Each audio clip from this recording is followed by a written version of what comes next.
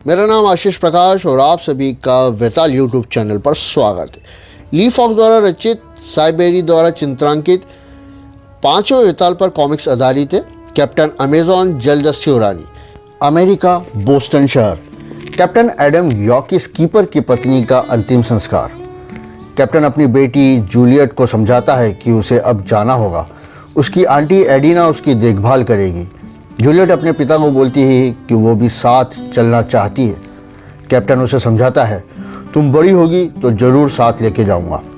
उस दौरान अनेक देशों के समुद्री जहाज व्यापार के लिए समुद्री यात्रा करते थे, जिसमें अमेरिका, ब्रिटेन, पुर्तगाल, स्पेन, डच और एशियन देश के जहाज थे। उस दौरान समुद्री भेड़िए यानी जलदस्यु भी एक झंडे तले लूटपाट करते थे, जिनका कैप्टन ब्लैक बियर, खूनी यरिमिया, जुआन मुर्तो। बोस्टन शहर का बंदरगाह। चाइना की लंबी समुद्री यात्रा की तैयारी चल रही थी।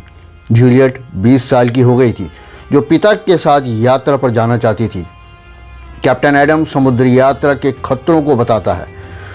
यह यात्रा 2 साल की होगी। एक आदमी को कई परेशानियां आती हैं इस दौरान। औरत होने के नाते ज़्यादा परेशानी आएगी। हर तरफ खतरा, तूफान, जलदस्यु, दुष्ट शैतान लोगों से पाला पड़ेगा। जूलियट अपने पिता को उसका वादा याद दिलाती है, जो उसने उसकी माँ की कब्र पर बोली थी। कैप्टन राजी हो जाता है। उस समय सुइज नहर नहीं थी, जो अफ्रीका और एशिया को अलग करती थी। हॉर्न ऑफ अफ्रीका, जिसे सोमालिया वेनेजुएला नाम से जाना जाता है। यह यात्रा रास्ते में जांजिबार पर रुकती है, जहाँ पर उसके सुल्तान का मनोरंजन पियानो की धुन पर जूलियट करती है, जिससे सुल्तान खुश हो जाता है और जूलियट से शादी करने का प्रस्ताव कैप्टन एडम को देता है, जिसे कैप्टन एडम मना कर देते हैं। कैप्टन एडम और उसकी बेटी जूलियट वहां से तुरंत भाग जाते हैं। जहाज पर पहुंचकर जूलियट अपने पिता को बोलती है कि चाइना की समुद्री यात्रा खतरनाक होगी। कैसे? कैप्टन एडम अपनी बेटी को बोलते हैं कि अपने भाग्य को आजमाना नहीं चाहिए, पता नहीं खतरा कब आ जाएगा। तभी समुद्री जलदस्यु का जहाज दिखाई देता है। शायद जूलियट ने जल्दी ही बोल दिया था। 250 साल पहले दक्षिणी चाइना के समुद्र में एशियन समुद्री लुटेरों ने हमला किया, लेकिन कैप्टन एडम का समुद्री जहाज उनसे तेज था। आखिरकार कैप्टन एडम अपनी बेटी जूलियट के साथ चाइना के व्यापारी बंदरगाह कैटन पहुंच जाते और वहां के बाजार से कीमती सिल्क कपड़े, चाय, मसाले, बेशकीमती नक्काशीदार लकड़ियाँ, बहुत सारा सामान खरीदते हैं। कैप्टन एडम अपनी बेटी से बोलता है, अभी कुछ सामान जैसे हाथी दांत से बनी हुई बेशकीमती अमूल्य आभूषण दक्षिणी भारत से खरीदेंगे। गोवा, भारत में पुर्तगाली समुद्री केंद्र। हर जलदस्यु समुद्र में नहीं होता। कुछ भ्रष्ट अधिकारी भी होते हैं जिन पर विश्वास नहीं किया जाता। वहाँ पर एक अधिकारी ने कैप्टन एडम के जहाज को अपने कब्जे में ले लिया और बोला कि तुमने चाइना से चुराया हुआ, लूटा हुआ और गैर कानूनी सामान अपने जहाज में रखा है। कैप्टन इन सभी बातों से इनकार करता है। पुर्तगाली अधिकारी कैप्टन एडम को बोलता है कि तुम एक जलदस्यु हो और चाइना का सामान चुरा कर लाए हो। कैप्टन एडम अधिकारियों को समझाता है कि उसके पास एक एक सामान को खरीदने का सबूत है। कैप्टन ने जहाज के सभी सामान खरीदी की रसीद दिखाई। अधिकारी ने उन रसीदों को नकली बताकर जला दिया और जहाज को कब्जे में ले लिया। कैप्टन को मारने का बोला। जूलियट ने कहा उसके पिता एक ईमानदार आदमी है। अधिकारी जूलियट से बदतमीजी करने लगा तो कैप्टन को गुस्सा आया। तभी कैप्टन एडम अधिकारी को जोरदार मुक्का मारता है। अधिकारी गिरते ही बोलता, पकड़ लो इसको, इसने मुझे मारा है, इसे मरना होगा। अचानक से मैं वहां पहुंच जाता हूं। जूलियट अपने सम्मान को बचाने के लिए अधिकारी की बंदूक निकालकर उसे मारती है। मैं ये सब देख रहा था। एक सभ्य लड़की अपने पिता को मौत के मुंह में देखकर अधिकारी पर बंदूक तान देती है। मुसीबत सामना करना सिखाती है। वह सभ्य लड़की अपने पिता को बचाने के लिए साहस से खड़ी हो जाती है। अधिकारी ने कहा, इस लड़की को भी गोली मार दो। बस इतना सुनते ही मैं मैदान में कूद पड़ा और फिर क्या था, खोपड़ी का निशान सभी के जबड़ों पर, बैंग बैंग बैंग। और मैंने अधिकारी पर अपनी बंदूक तान दी और वहाँ से निकलने के लिए साथ ले लिया। मैंने कहा, तुम लोग जितनी जल्दी हो जहाज पर पहुंचकर यहाँ से चले जाओ। उस लड़की ने नाव में बैठते हुए कहा, तुम भी हमारे साथ आ जाओ। मैंने कहा, तुम जल्दी से जहाज को लेकर निकलो जब तक मैं इस दुष्ट को संभालता हूँ। अधिकारी ने कहा, तुम यहाँ से निकल नहीं पाओगे। उधर वो लड़की मेरे बारे में सोच रही थी कि मैं कौन हूँ जिसने उसको बचाने के लिए अपने आप को मुसीबत में डाल दिया। मैंने देखा उस लड़की का जहाज़ बंदरगाह से दूर निकल गया है। अधिकारी ने मुझे कहा, वे तो बच गए पर तुम नहीं बचोगे। मैं अभी मरने को तैयार नहीं हूँ। और एक जोरदार मुक्का, खोपड़ी का निशान उसके जबड़े पर। मैं एक दिन तुम्हारे लिए फिर आऊँगा। विदाई संदेश दिया और मैं पानी में कूद जाता हूँ। फिर क्या था, गोली बारी और मैं उनके सामने से एक प्रेत के समान गायब हो गया। और उधर समुद्री जहाजियों की परंपरा। कैप्टन एडम बुरी तरह पिटाई से उभर नहीं पाए और मर गए। उनका अंतिम संस्कार किया जूलियट ने। जूलियट हमेशा मेरे बारे में सोचती रहती थी कि मैं कौन रहस्यमय अजनबी नकाबपोश जिसने उसकी ज़िंदगी बचाई थी। जल्द ही उसे पता चल गया कि सभी बंदरगाह उसके जहाज़ को वहाँ नहीं आने दे रहे और पूरे समुद्र में झूठी बात फैल गई कि वो एक जलदस्यु लुटेरी लड़की है।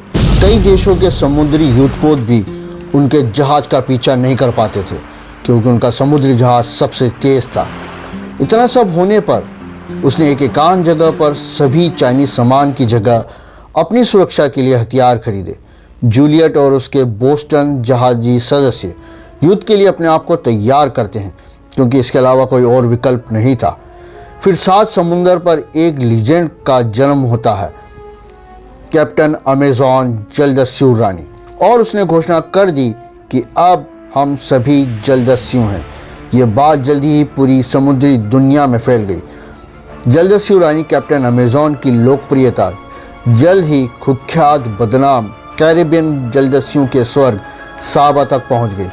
कैप्टन अमेजॉन का जलदस्यु जहाज सिर्फ अपने बचाव के लिए हमला करता और वे उन जहाज़ों पर कब्जा करके उनका खाना, हथियार और बारूद ले लेते थे।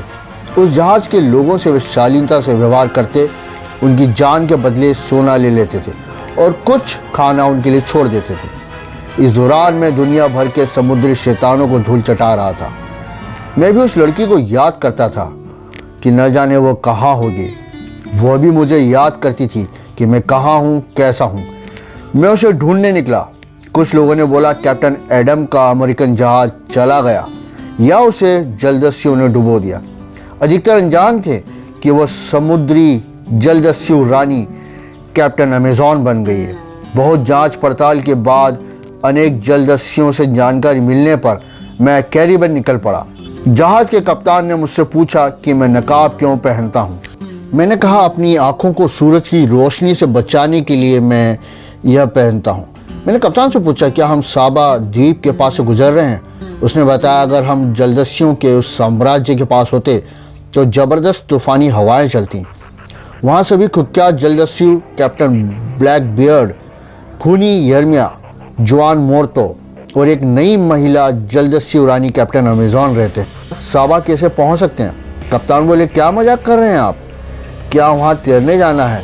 जिंदा नहीं बचेंगे वहाँ जाने पर। तभी एक नाविक चिल्लाया, हमारे दाहिनी ओर एक जलदस्यु जहाज है। कप्तान चिल्लाया, बंदूक को उठा लो, लड़ाई के लिए तैयार रहो, गोले दागो। वह जहाज कैप्टन अमेजॉन का था। उसके जहाज पर गोले दागने पर वो भड़क उठी। कैप्टन अमेजॉन चिल्लाई, वे युद्ध चाहते हैं तो यही सही। मैंने देखा जलदस्युओं की गोलाबारी हमसे ज़्यादा अच्छी थी।